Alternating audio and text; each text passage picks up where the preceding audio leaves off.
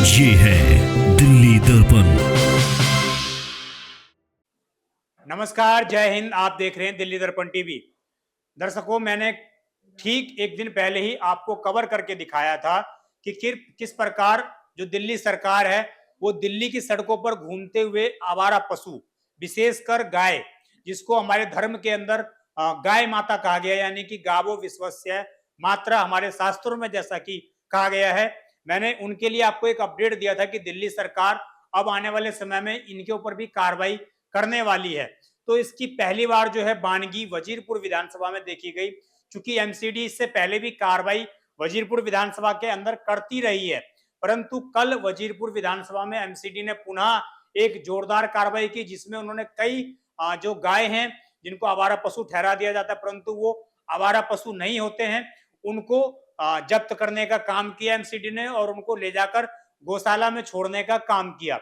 ये आप तस्वीरें देखिए और जिसके माध्यम से आप देख सकते हैं कि किस प्रकार जो है वहां पर गायों को पकड़ा जा रहा है, उनको एमसीडी के ट्रक में डालकर एक स्थान से दूसरे स्थान ले जाया जा रहा है। जैसा कि बताया जाता है एमसीडी की तरफ से कि इन गायों को जो सरकार के द्वारा संचालित गौशालाएं हैं वहां पर ले जाया जाता है। तो उन गौशालाओं में ले जाकर यहाँ पर गायों का जो है सेवा पालन किया जाता है। परंतु इस पूरी खबर में बड़ी बात यह है कि जो ये वजीरपुर के अंदर कार्रवाई हुई है, वजीरपुर में ये सिर्फ एक विशेष क्षेत्र में कार्रवाई हुई है, परंतु वजीरपुर विधानसभा के अंदर ऐसे सैकड़ों जगह हैं, ऐसे कई स्पॉट हैं जहां पर इसी तरीके से इलीगल तरीके से अवैध डेयरी चालक अपनी डेयरी चलाते हैं और गायों को सड़कों पर खुला छोड़ते हैं।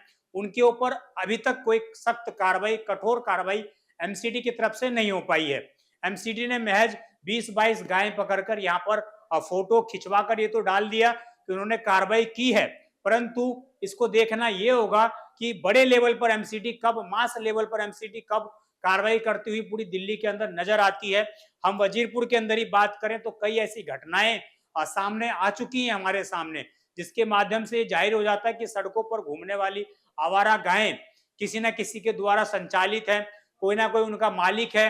हर शाम को एक विशेष ठिकाने पर उनका दूध निकाला जाता है और उसके बाद फिर से उनको सड़कों पर छोड़ दिया जाता है।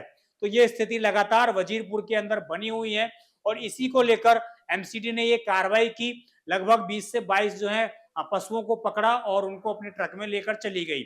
अब इस खबर में मैं आपको ये अपडेट इसलिए देने आया हूं चूंकि जैसे ही वजीरपुर विधानसभा से सटा हुआ शालीमार बाग विधानसभा, जो मुख्यमंत्री की विधानसभा है, उसके फ्लाईओवर पर जिस तरीके से वहां पर गायों को देखकर मुख्यमंत्री ने अपना काफिला रोका था, तो उसके बाद ये संदेश शायद पूरे एमसीडी के अधिकारियों को चला गया था कि दिल्ली के अंदर अब कार्रवाई करनी पड़ेगी, दिल्ली के अंदर अब एक्शन लेना पड़ेगा, तभी कोई सॉल्यूशन निकल कर आएगा।